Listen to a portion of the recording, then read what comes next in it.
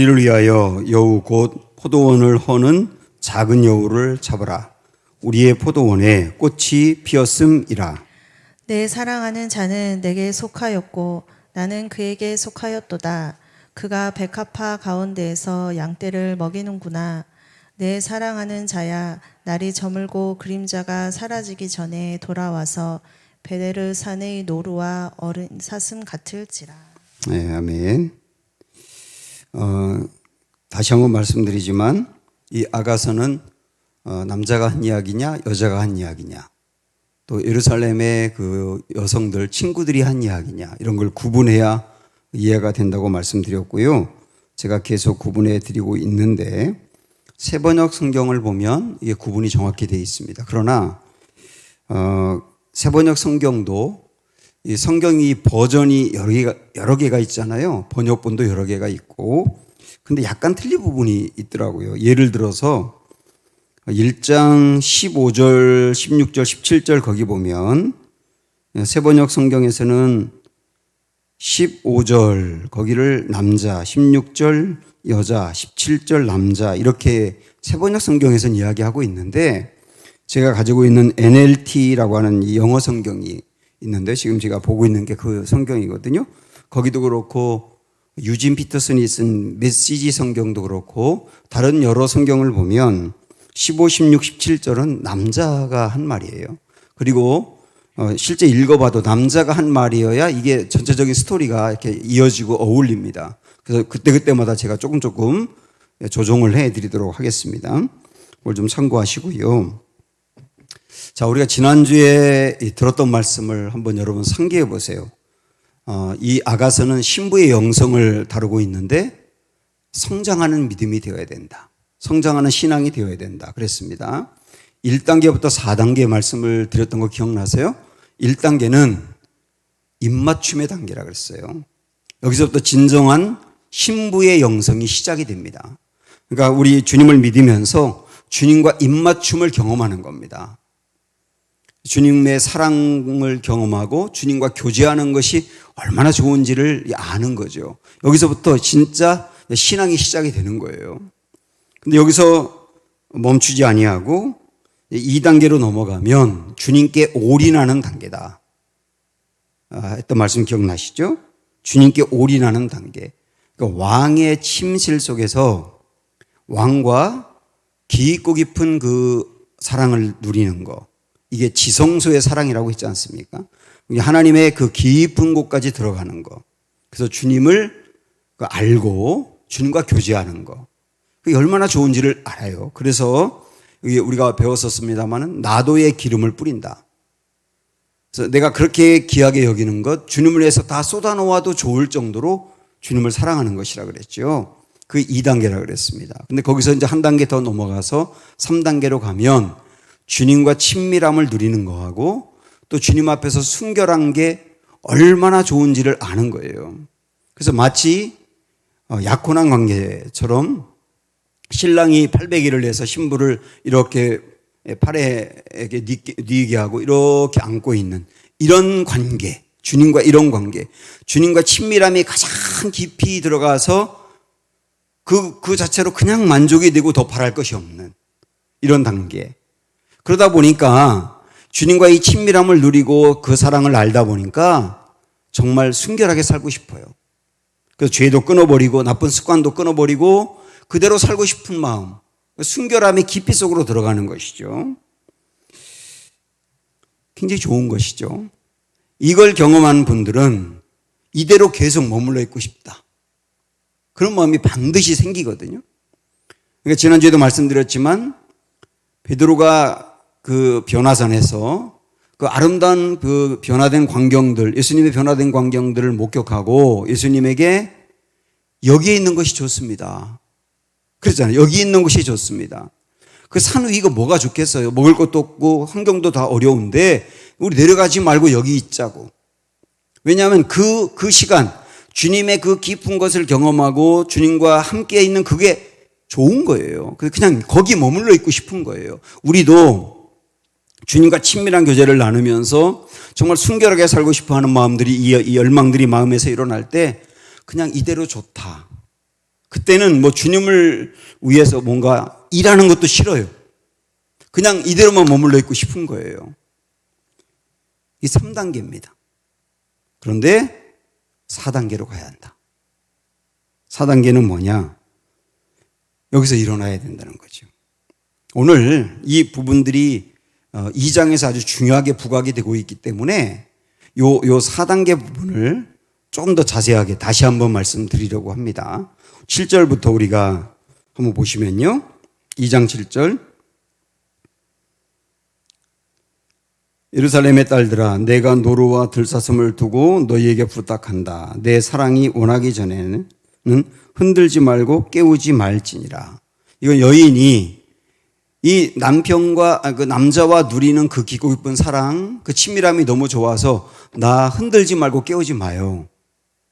이렇게 말하는데 8절부터 사실은 사랑하는 남자가 그를 흔들어 깨우는 거거든요. 흔들어 깨운다는 것은 뭘까요? 이대로 머물러 있으면 안 되죠. 너 이게 아주 좋지. 주님과 누리는 그 사랑, 그 깊은 사랑, 정말 이전에 맛보지 못한 그 깊은 사랑을 누리는 게 여기 너무 좋아서 이대로 그냥 있고 싶지? 그러나 막 흔들면서 깨우는 거. 이대로 있으면 안 돼. 그러는 거죠. 그게 4단계 신앙으로 가야 된다는 거예요. 우리가 여기 흔들어 깨운다라고 하는 말씀을 생각을 해보면 우리 신앙생활이 나름대로 이렇게 안전하게 해오는데 언젠가 주님이 내 인생을 흔들어 깨울 때가 있어요. 흔들어 깨울 때 말씀을 통해서 도전을 받는다거나 어떤 일들로 인해서 흔들어 깨우는 것은 뭐냐면 이대로 있으면 안 되죠. 이대로 있으면 안 되고 우리 한 단계 더 나가야 된다. 그렇게 말씀하시는 거예요. 구체적으로 이제 한 단계 더 나가라고 하는 말씀 이제 8절부터 보면 내 사랑하는 자의 목소리로구나. 보라, 그가 산에서 달리고 작은 산을 빨리 넘어오는구나. 이제 여러분 이 전체적인 구도를 보시면 요 전까지 남자와 여자는 침실 속에서 누리는 사랑이었어요.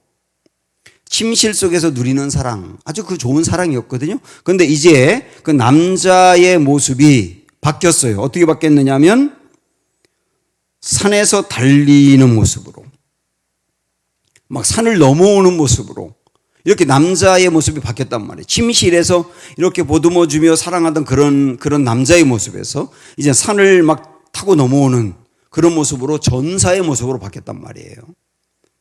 이 주님의 이미지가 우리 한없이 사랑하고 우리를 보호하고 우리 가운데 은혜를 베풀고 그러던 주님이 이제는 조금 더 전사같이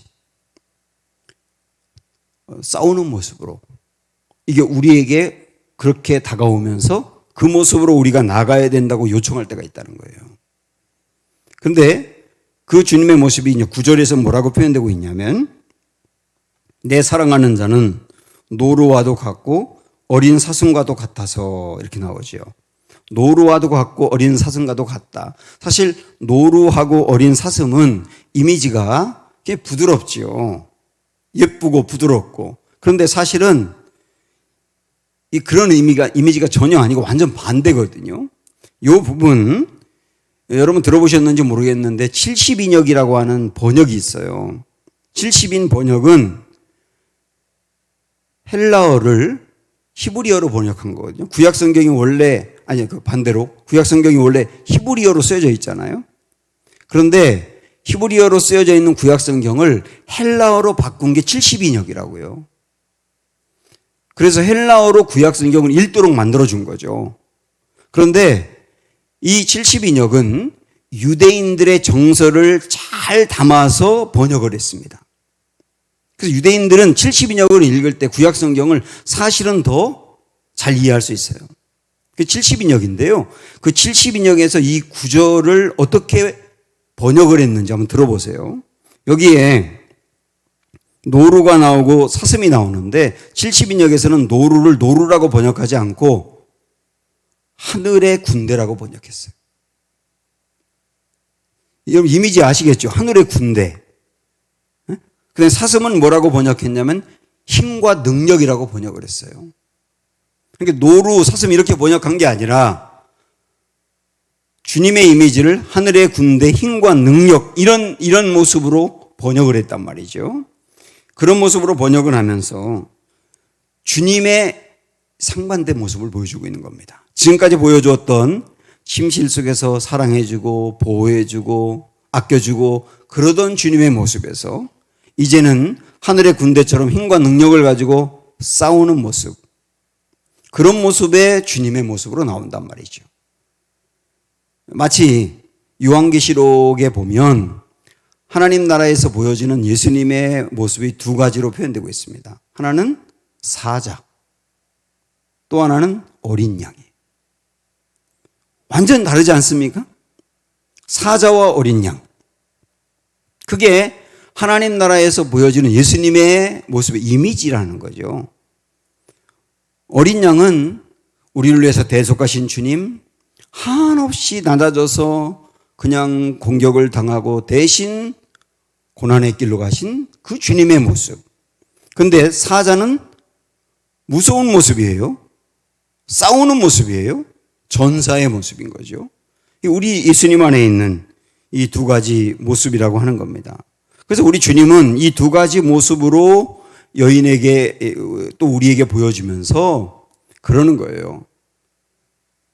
이렇게 말씀하시는 거죠. 우리에게 너희 나와 교제하는 게 좋지. 내 사랑을 정말 맛보고 그 사랑 안에 그냥 머물러 있고 싶지. 언제까지나 이 상태로 그냥 있는 게 정말 좋겠지. 그러나 나는 너희만의 하나님이 아니야. 고난당하는 사람들의 하나님이 되기도 해.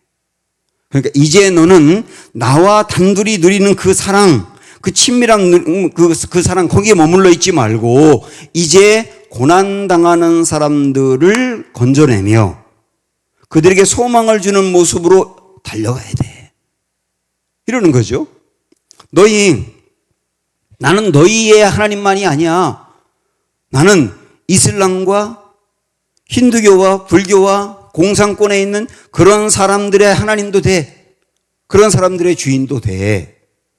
그러니까 너 나와 단둘이 교제만 나누고 그냥 1대1로 신앙생활 깊이 하는 거 거기에만 머물러 있지 말고 그렇게 건져내야 될 이슬람과 힌두교, 불교, 공산권에 있는 그런 사람들을 위해서 기도하고 선교하고 그런 사람들까지 건져내는 그 길로 가야지. 더 나가야지. 제가 드리는 말씀 이해가 되세요? 너 혼자 신앙생활 나와 깊이 잘하고 그래서 내 안에서 힘을 얻고 내 도움을 받고 이제 그러는 데 머물러 있지 말고 내 주변에 죽어가고 있는 사람들이 있잖아. 나 그들이 하나님도 돼. 아직까지 하나님을 알지 못해서 여전히 죽어가고 있는 그들을 방치하는 하나님이 아니라 그들의 하나님도 돼. 그들을 건져내기 위해서 이제는 달려가는 전사가 돼야지. 주님이 계속 촉구하시는 거예요.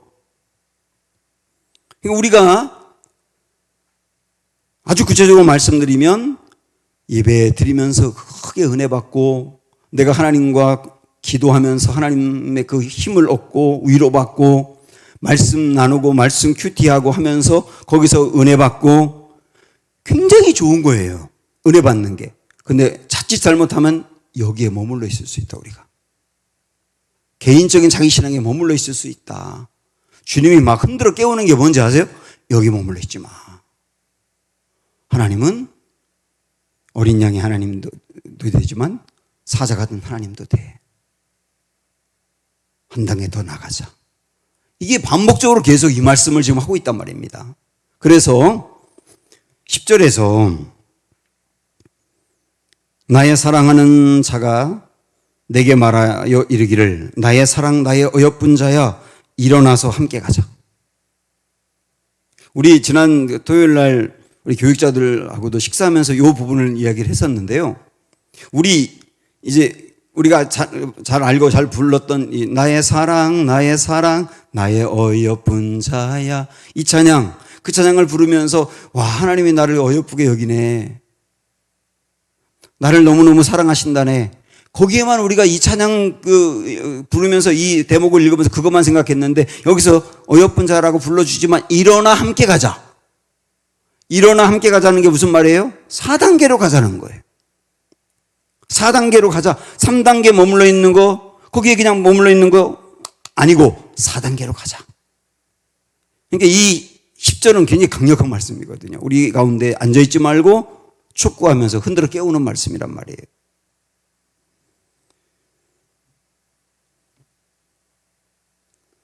그래도 이 여인은 이 왕과 침실에서 누리는 사랑, 그 깊은 교제를 누리는 그 상태로 그냥 있고 싶은가 봐요. 이게 굉장히 좋으니까 여기서 벗어나고 싶지 않은가 봐요. 주님이 일어나서 우리 싸우러 가자, 사람들 구하러 가자, 더 나아가자 그러는데도 싫어하는가 봐요. 그러다 보니까 우리가 지난주도 보았습니다만 9절에 보면 9절 다시 보세요. 내 사랑하는 자는 노루와도 같고 어린 사슴과도 같아서, 우리 주님이 이런 전사의 모습으로 오셨다 그랬잖아요. 그리고 그런 모습으로 나아가자고 부르는데 그런 모습으로 안 따라가니까 우리 벽 뒤에 서서 창으로 들여다보며 창살 틈으로 엿보는구나. 거리가 생겼다는 거죠. 왕은 그런 모습으로 나아가자라고 여인에게 촉구하는데 여인은 아니요, 침실에만 그냥 머물러 있고 싶어요. 그러다 보니까 하나님은 나가자고 하는데 나는 싫어요 하니까 하나님과 나 사이에 벽이 생기는 거죠. 그래서 창이 가로막고 있는 것 같은 그런 뭔가 거리가 생기는 거죠. 그런데도 참 은혜가 되는 것은 뭐냐면 주님이 부르면서 나아가는 단계로 가지 못하는 그 사람도, 그 사람에게도 주님은 10절에 여기 보면 나의 사랑 나의 어여쁜 자야 라고 부르는 거예요. 사실 주님이 여기 머물러 있지 말고 일어나자, 그리고 우리 달려가자, 전사같이 싸우기도 하고 사람들을 건지기도 하고 달려가자. 근데 싫어요. 이대로 머물러 있고 싶어요. 그럴 땐 그렇게 불러 촉구하는 그 주님이 주님의 뜻대로 따르지 않는 나를 보면서 싫어할 것 같잖아요. 그런데 이 주님은 여전히 순종하지 못하고 그 주님의 말씀대로 따라가지 못하는 그 사람도 뭐라고 부르냐면 이 나쁜 놈아 이렇게 부르는 게 아니라 나의 사랑 나의 어여쁜 자야 라고 불러주더라고요. 이게 참 은혜가 되죠. 우리가 주님이 그 뜻대로 나아가지 못하는 그 안타까운 모습을 보면서도 우리를 보는 주님의 마음은 변함은 없다는 겁니다. 나의 사랑 나의 어여쁜 자야라고 보니까요. 14절도 그렇거든요. 거기도 보시면 바위 틈 낭떠러지 은밀한 곳에 있는 나의 비둘기야 이렇게 불러요. 여전히 주님의 뜻대로 나아가지 못하는 사람을 보면서도 나의 비둘기야 이렇게 불러준다고요. 그러면서 내가 내 얼굴을 보게 하라. 너 얼굴 보고 싶다. 내 소리를 듣게 하라. 내 소리도 듣고 싶다. 그러니까 뭔가 부족해. 주님 뜻대로 가지 못해. 그런 모습인데도, 부족한 모습인데도 주님이 내치거나 싫어하는 것은 아니라는 거예요. 나를 바라보는 그 모습이 아까 우리 기도 때도 얘기했지만 반석같이 변함은 없는 거예요. 참 위로가 되긴 됩니다. 내가 부족하고 엉망진창일 때가 있고 순종하지 못하고 연약하지만 여전히 사랑의 시선으로 나를 바라보는 거죠. 주님은. 이게 위로가 된단 말이에요. 마치 베드로가 예수님이 잡히셨을 때 예수님 모른다고 부인했지 않습니까? 3번이나 부인했을 때 우리 예수님이 뒤돌아서 베드로를 쳐다봤다고 했던 거 기억나시죠? 이렇게 뒤돌아서 베드로를 쳐다보면서 시선이 마주쳤어요. 근데 그 시선이, 베드로를 바라보는 시선은 베드로가 3번이나 예수님을 모른다고 했지만 사랑의 시선이었던 거죠. 너 그렇게 나를 버리지 않겠다고 호언장담하더니 꼴 좋다 이놈아. 이렇게 바라보는 게 아니라 여전히 긍휼한 마음으로, 여전히 따뜻한 시선으로 바라본단 말이에요. 제가 여러분 지금 쳐다보는 것처럼 느껴 보이세요? 그렇게 여전히 바라본다. 이게 참 얼마나 위로가 됩니까, 우리가. 근데 위로는 되지만 하나님이 그렇게 쳐다보기는 하지만 그러나 하나님의 마음은 일어나자는 거예요. 그냥 머물러 있지 말고 일어나자는 거예요. 여기에 14절에 보면 이 주님이 이렇게 말씀하셨거든요. 14절 보세요. 바위 틈 낭떠러지 은밀한 곳에 있는 나의 비둘기야. 바위 틈 낭떠러지 은밀한 곳에 있는 나의 비둘기야. 여러분, 비둘기 집을 바위 틈 은밀한 곳에 짓는다는 거잖아요. 거기에 짓고 거기서 새끼 낳고 거기서 산다는 얘기잖아요. 거기 숨어 있다는 얘기잖아요. 왜 비둘기는 바위 틈 은밀한 곳에 집 짓고 숨어 있을까요? 독수리가 무서운 거죠. 독수리가. 꼭 그런 거예요, 성도들이. 나 주님과 1대1로 사랑을 누리고 그 깊은 교제 가운데 들어가는 거 정말 좋은데, 그런데 세상으로 나아가서 하나님의 말씀 가지고 싸우기도 하고 사람들을 건져내기 위해서 노력도 하고 막 그렇게 전진해 나아가는 것은 마치 독수리를 만나는 것 같은 거예요. 독수리를 만나는 것처럼 어려운 일이고요. 위험한 일이고 무서운 일이란 말이죠. 그러니까 독수리를 만나면 무서우니까 그냥 그건 싫고 나 혼자 신앙생활 잘하면 돼. 나 기도 열심히 하고 성경 많이 보고 하나님과 친밀한 교제 누리고 이 상태로 머물러 있으면 좋아. 그게 바위 및 은밀한 틈에 숨어 있는 거거든요. 비둘기같이. 그렇게 바위 및 은밀한 곳에 틈을 두고 숨어 있는 그 성도들을 깨우면서 거기서 나오라는 거예요. 계속 반복적으로 다양한 표현을 해가면서 그래서 우리가 불러내고 있는 겁니다. 그래서 우리 주님이 원하는 이 아가서에서 주님이 원하는 신부의 모습은 제가 이전에 언젠가도 말씀을 드렸지만 이런 이미지입니다. 아주 한마디로 말씀을 드리면 드레스를 입었어요. 신부니까 하얀 드레스를 입었어요. 그런데 신발을 보니까 군화 신고 있어. 그림이 그려지세요? 내가 이런 그림이 있는가 하고 인터넷 뒤져봤는데 그림이 없더라고. 응? 군화 신은 신부 이런 거 찾아봤더니 안 나와요. 근데 이미지가 꼭 그런 거예요. 이 신부의 영성이라고 하는 것은 신부 그러면 드레스를 입고 아주 부드럽고 그렇잖아요. 옛날 우리 시골에서 결혼식 하면 예식장에서 한 게 아니라 집에서 했었거든요. 저 옛날 어릴 적 그거 기억납니다. 집에서 하면 신부가 말이죠. 꽃단장하고 옷도 다 차려입고 방에 앉아있어요. 가만히 앉아있어요. 하루 종일 가만히 앉아있어요.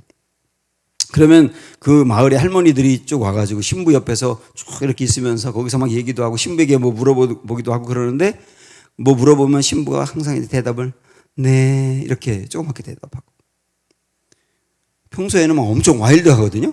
그런데 그때는 네 이러는 이게 신부의 모습이라고 사람들이 생각하는 부드럽고 천상 여자이고 그런데 아가서에서 말하는 하나님이 우리에게 신부가 되라고 할 때 이 신부는 드레스를 입고 하늘하늘한 그런 신부가 아니에요. 신부인데 군하시는 신부라고요. 손에는 총을 들고 있어요. 머리에는 화관을 쓰고 있는 게 아니라 투구를 쓰고 있어요. 이 두 가지 상반된 모습이 같이 들어있는 신부예요. 이해가 되십니까? 이게 주님이 우리에게 원하는 신부의 모습이라는 거예요.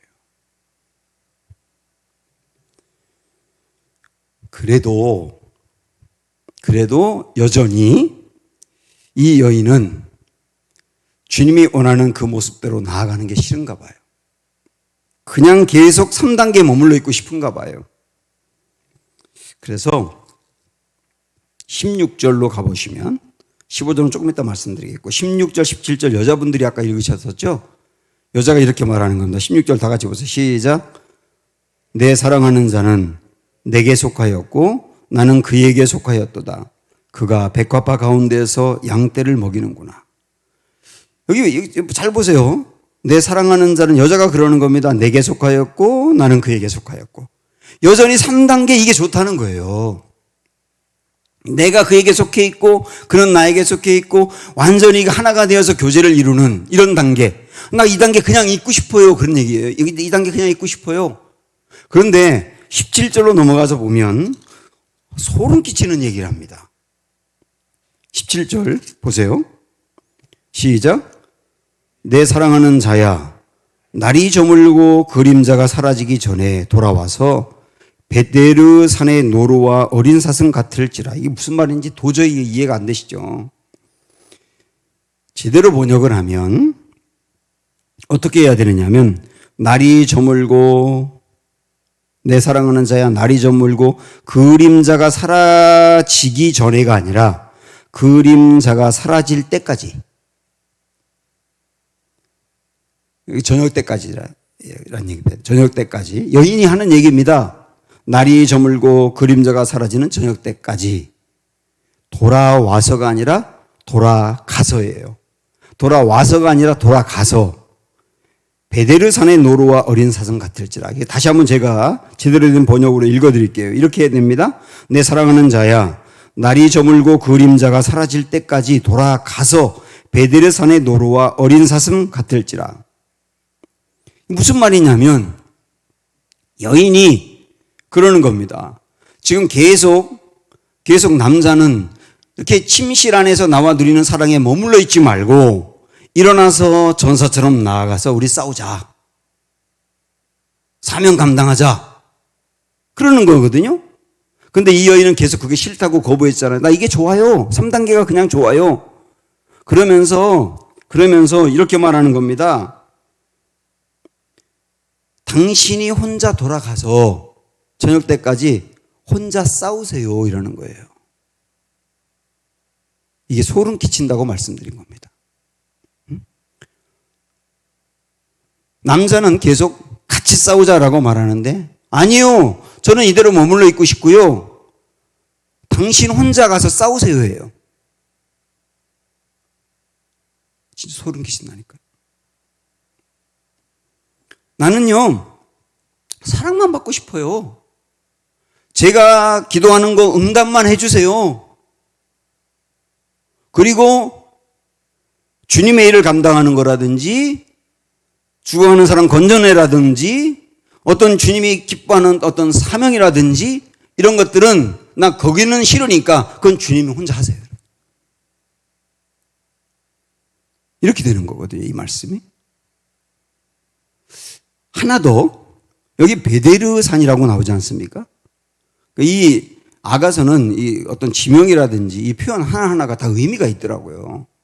베데르산은 바타르라는 어원에서 나왔다고 하는데, 이 바타르라고 하는 말의 뜻이 두 가지가 있어요. 첫째, 쪼갠다. 둘째, 나뉜다. 둘로 나뉜다. 그런 의미가 있거든요. 베데르산에서 지금 싸운다는 거거든요. 베데르산에서 당신 혼자 싸우세요.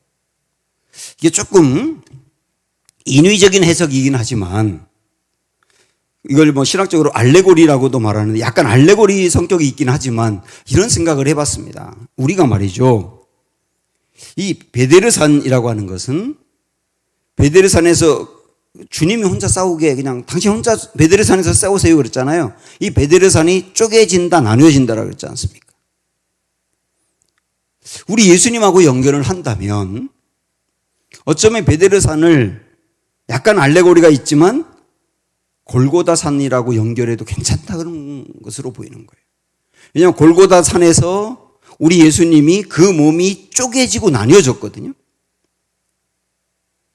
사람들을 위해서 대신 죽으면서 쪼개지고 나뉘어진 게 골고다산인데, 우리가 그러는 겁니다. 예수님이 골고다 그 언덕에서 예수님이 나눠지고 쪼개졌는데 그거 예수님 혼자 그 일을 하세요.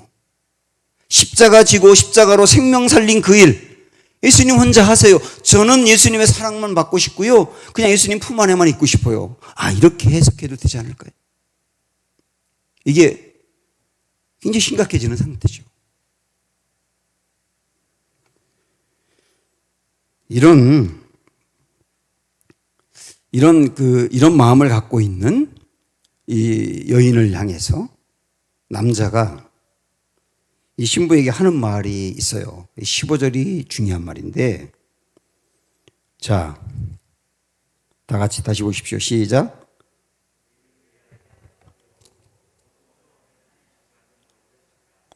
우리의 포도원에 꽃이 피었음이라. 작은 여우를 잡으라. 포도원에 꽃이 피었다. 이런 말인데요. 자, 여기서 말하는 포도원이라고 하는 것은 해석을 한다면 우리의 신앙의 터전이라고 볼 수 있습니다. 우리 신앙의 터전. 그렇게 한번 생각을 하시면서 여기 아가서에서 포도원과 관련돼서 약간의 흐름의 변화를 여러분 보실 수 있어요. 한번 1장 6절로 가보십시오. 신앙의 터전이라고 말씀드렸죠, 포도원이. 1장 6절 보면 여기 슐람미 여인이 사람들에게 하는 말입니다. 내가 햇볕에 쬐어서 거무스로 말지라도 흘겨보지 말 것은 내 어머니의 아들들이 나에게 놓아여 포도원 지기로 삼았습니다. 나의 포도원을 내가 지키지 못하였구나. 이 끝에 있는 부분, 내 포도원을 내가 지키지 못하였구나. 이 포도원을 신앙의 터전이라고 한다면 처음 슐람미가 그 왕을 만났을 때, 다시 말하면 우리가 하나님을 처음 이렇게 알기 직전 우리 신앙의 터전은 지키지 못하는 상태였다는 거죠. 포도원을 지키지 못했다고 하는 것은 포도원이 가꿔지지 못하고 잡초가 무성하고 엉망이라는 얘기 아닙니까? 우리가 처음 주님을 만날 때 우리 신앙의 터전인 우리의 마음은 이 심히 엉망이었다는 거예요. 그런데 슐람미가 이 솔로몬을 만나가지고 그의 신앙의 터전이 가꿔집니다. 그래서 2장 13절로 넘어가서 보면 그 포도원이 어떻게 됐는지 한번 보십시오. 무화과 나무에는 푸른 열매가 익었고 포도나무는 꽃을 피워 향기를 도하는구나. 이 가꿔지지 않았던 포도원인데 이 포도원을 가꾸어서 꽃을 피우게 된 거예요. 그럼 이 변화를 아시겠죠? 이제 포도원이 뭔가 주님과의 만남을 통하여 내 신앙의 터전이 엉망이었는데 이 질서가 잡히면서 꽃을 피우는 단계가 생겼다는 거. 이게 이제 3단계를 말하는 거죠. 친밀한 교제 속으로 들어가 있는 거. 15절에서도 그랬지 않습니까? 15절 끝에서도 포도원에 꽃이 피었다 이렇게 말했죠. 이게 신앙의 터전이 자리를 잡은 겁니다. 안전하게. 자, 그러면 여기서 꽃을 피웠다 그랬는데 포도원에 꽃을 피웠다. 그런데 말이죠. 포도나무를 심는 포도원 주인은 포도나무에서 꽃을 보려고 심는 게 아니에요. 포도 열매를 거두기 위해서 심는 거죠. 꽃을 보려고 포도나무를 심는 주인은 없단 말입니다. 열매를 거두기 위해서 심는 거지. 그러니까 우리의 신앙도 엉망이었던 상태에서 꽃을 피우는 상태로 성장한 것은 좋으나 여기서 머물러 있지 않고 열매 맺는 신앙으로 가야 된다는 거예요. 그죠?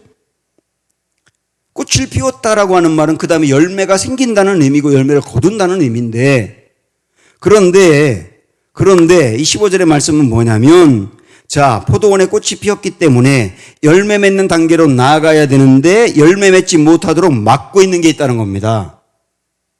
그게 뭐라는 거예요? 예? 작은 여우라는 거예요.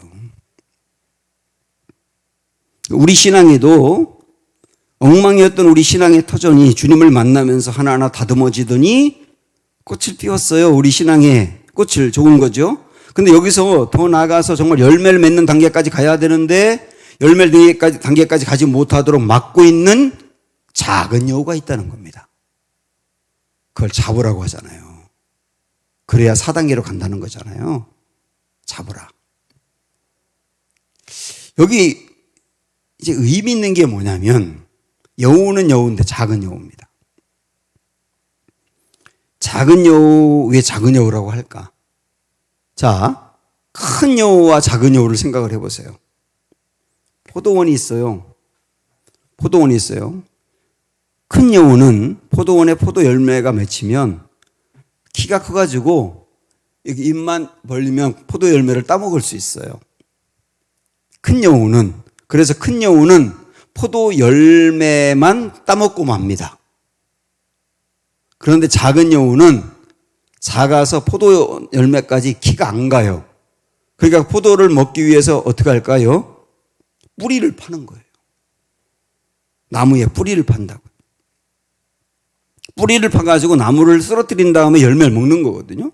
그러니까 결국은 그 포도나무를 완전히 망하게 엉망으로 만드는 것은 큰 여우입니까? 작은 여우입니까? 작은 여우죠. 그래서 우리의 신앙을 열매 맺는 신앙까지 완전히 가지 못하도록 막는 게 여우라는데, 우리 신앙생활에 여우가 있단 말이죠. 그 여우는 누가 봐도 본인도 알아요. 명백한 문제예요. 명백한 문제. 본인도 알아요. 이게 내 신앙 진짜 문제야, 이게. 그게 큰 여우거든요. 본인이 안다고요. 그게 문제라는 걸 안다고요. 그런데 작은 여우는 뭐냐면 문제라고 생각을 안 하는데 문제인 거예요.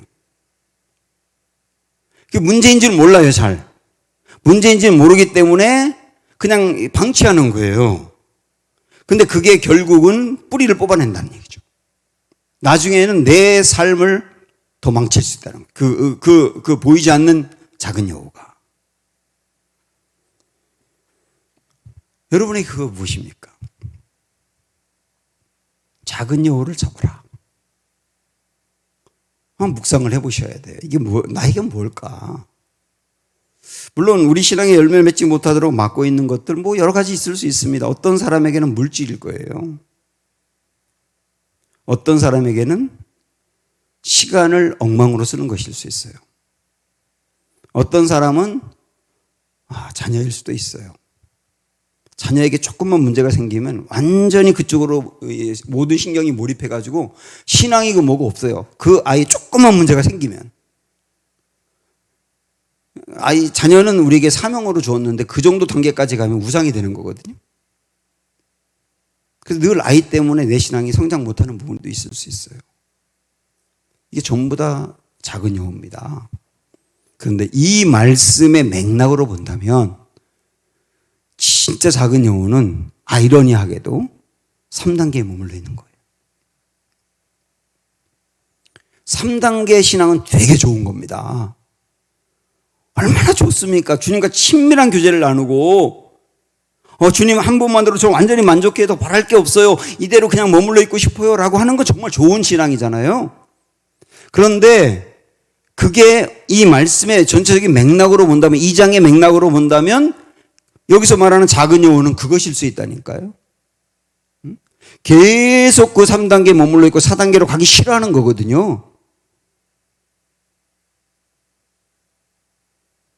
꽤 오랫동안 신앙생활 한 분들 중에 이렇게 될 수 있어요. 근데 그게 결국은 열매 맺지 못하는 신앙으로 간다는 거예요.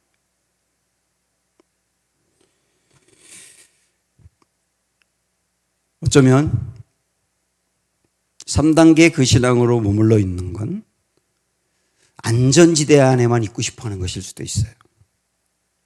물론 3단계 신앙을 정말 경험하는 건 아주 귀한 일이고 저도 여러 번 강조한 부분이지만, 그러나 3단계 신앙 그 자체에만 머물러 있는 것은 안전지대만 머물러 있을 수 있다. 우리 주님이 우리에게 말씀합니다. 나의 사랑하는 자야, 너 어떤 모습이든지 난 여전히 너를 사랑해. 내가 볼 때 넌 너무 어여쁜 나의 사랑이야. 그러나 일어나자. 그리고 함께 가자.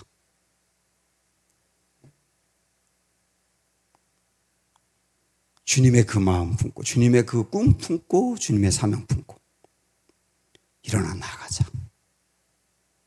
오늘 우리에게 말씀하십니다.